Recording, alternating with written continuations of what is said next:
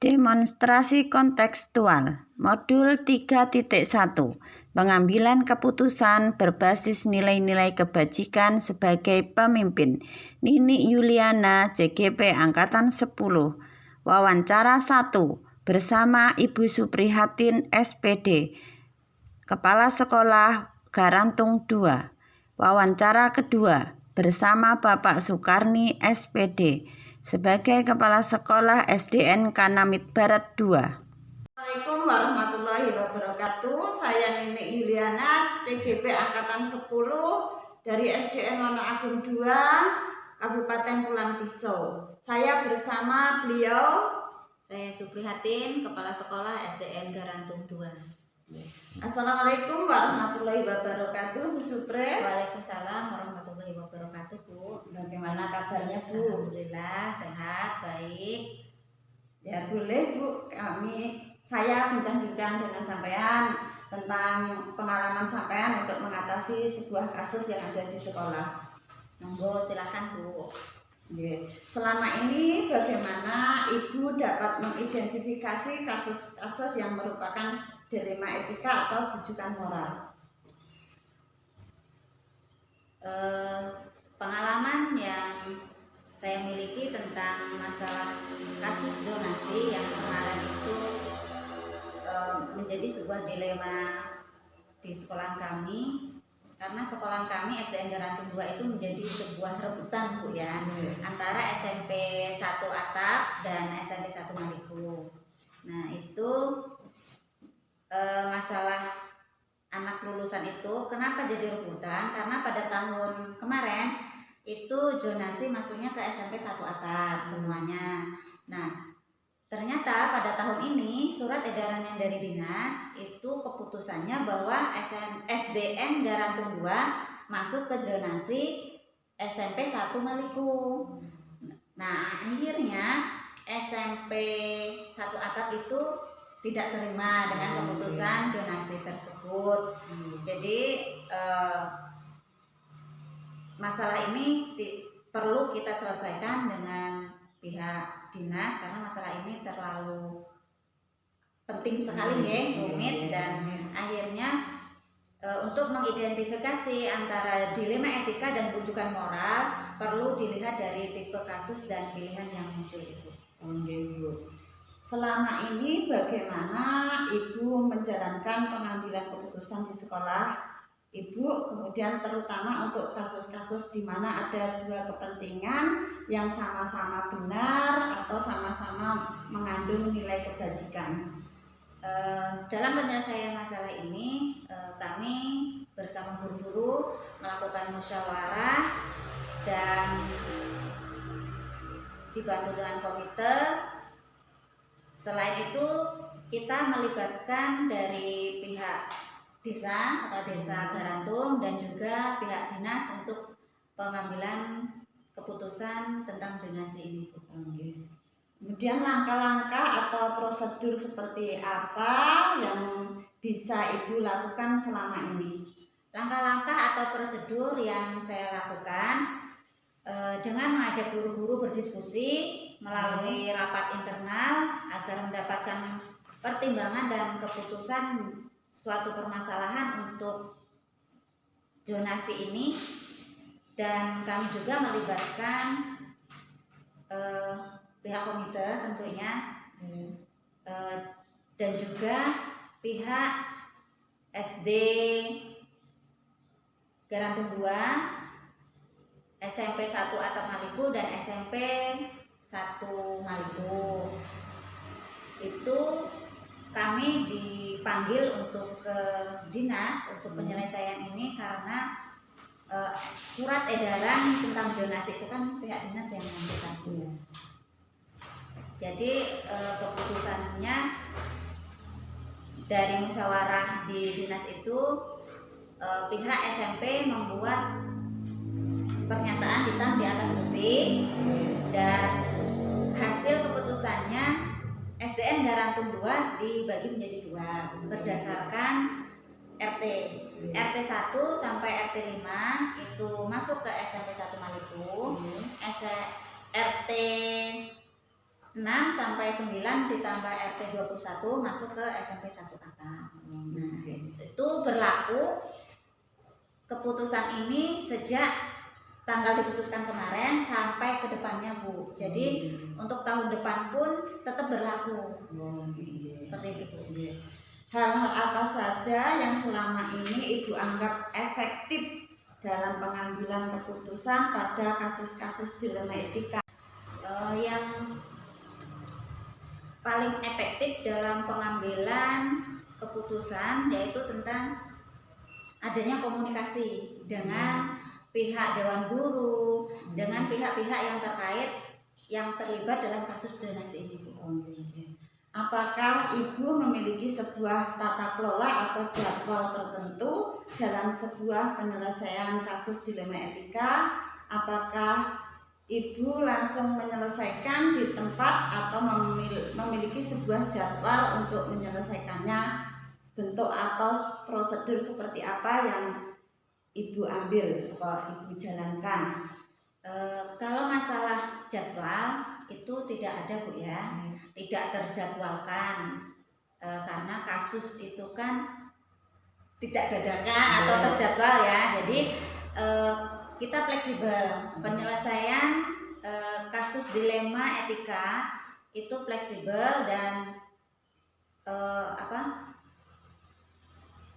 tidak saya selesaikan sendiri di tempat, tetapi kita juga minta bantuan dari pihak desa dan dinas pendidikan, Bu. Kemudian hal-hal apa saja yang selama ini merupakan tantangan dalam pengambilan keputusan pada kasus-kasus dilema etika? Tantangan dalam pengambilan sebuah keputusan yang kurang tegas itu bisa menyebabkan dilema, Bu, ya. Nah, akhirnya keputusan yang kita ambil itu harus memang benar tegas dan harus ditepati dan dilaksanakan sesuai dengan tanggung jawab agar keputusan yang kita ambil tadi bukan hanya sekedar keputusan, tetapi sebuah tanggung jawab yang harus kita jalankan. Adakah seseorang atau faktor-faktor apa yang selama ini mempermudah atau membantu Ibu dalam pengambilan keputusan dalam kasus-kasus dilema etika? Ada yang membantu dalam pengambilan keputusan dalam problema kasus dilema etika ini, yaitu yang terlibat rekan-rekan guru, pengawas, koordinator pendidikan Kecamatan Maliku, dan dari pihak dinas pendidikan. Dari semua hal yang telah disampaikan tadi, pembelajaran apa yang dapat Ibu petik dari pengalaman Ibu mengambil keputusan dilema etika? Pembelajaran yang dapat saya petik dalam dilema etika ini, tidak semua yang kita anggap benar itu benar, Bu, ya.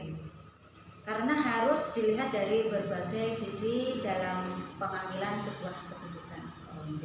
Terima kasih Bu Supre telah meluangkan waktu mau menjawab semua pertanyaan dari saya.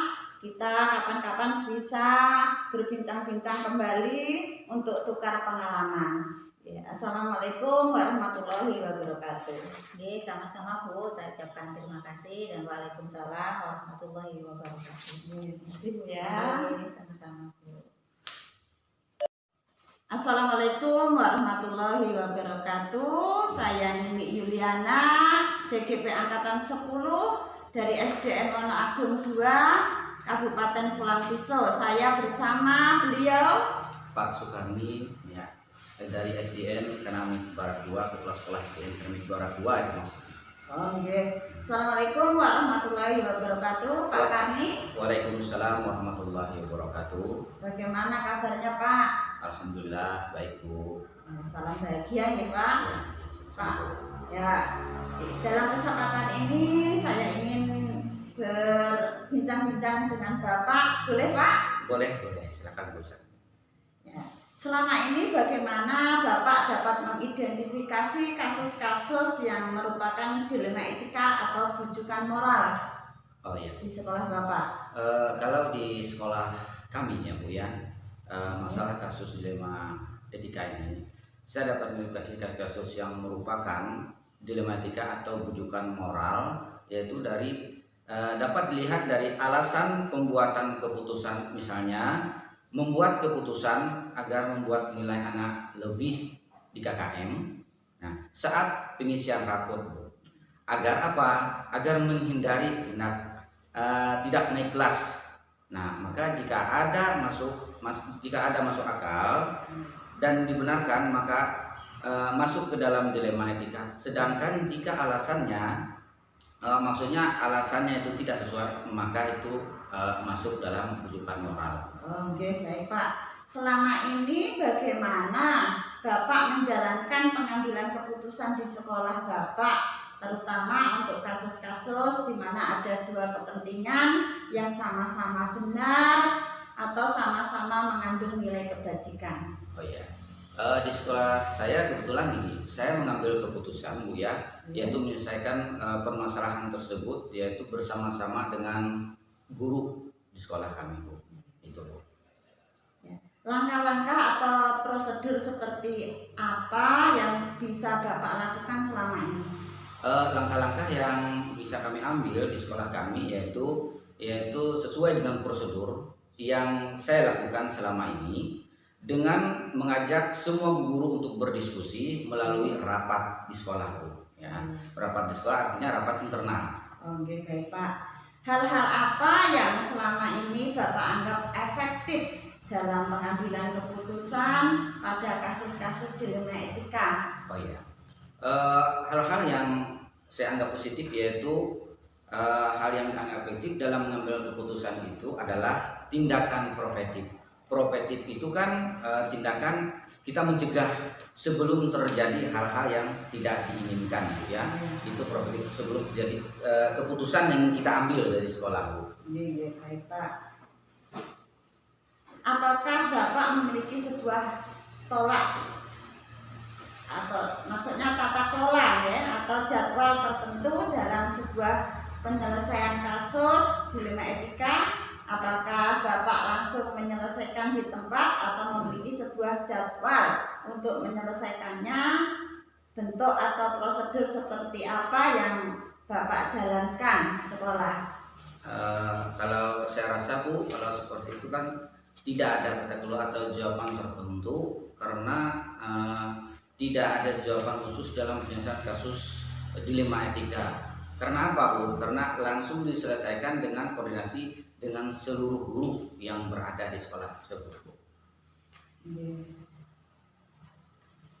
Adakah seseorang atau faktor-faktor apa yang selama ini mempermudah atau membantu Bapak dalam pengambilan keputusan dalam kasus-kasus dilema etika? Untuk mempermudah itu Bu ya, yaitu dengan membantu dalam pengambilan keputusan adalah rekan-rekan guru atau teman-teman guru yang berada di lingkungan sekolah kami tersebut. Oke. Dari semua hal yang telah disampaikan Bapak tadi, pembelajaran apa yang dapat Bapak petik dari pengalaman Bapak mengambil keputusan dilema etika? Dari pembelajaran yang saya ambil ya,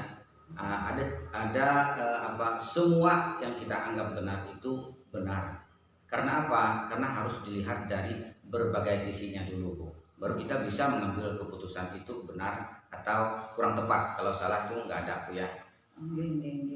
Terima kasih ya Pak Sutarni telah bersedia meluangkan waktu untuk saya mau menjawab soal pertanyaan-pertanyaan yang saya sampaikan.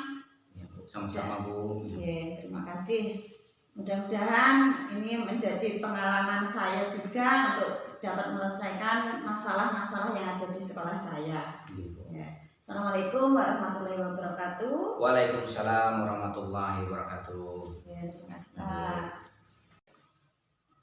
Demikian wawancara dengan kedua kepala sekolah, Ibu Suprihatin dan Bapak Sukarni, tentang cara penyelesaian kasus atau masalah dilema etika atau bujukan moral. Analisis dan refleksi.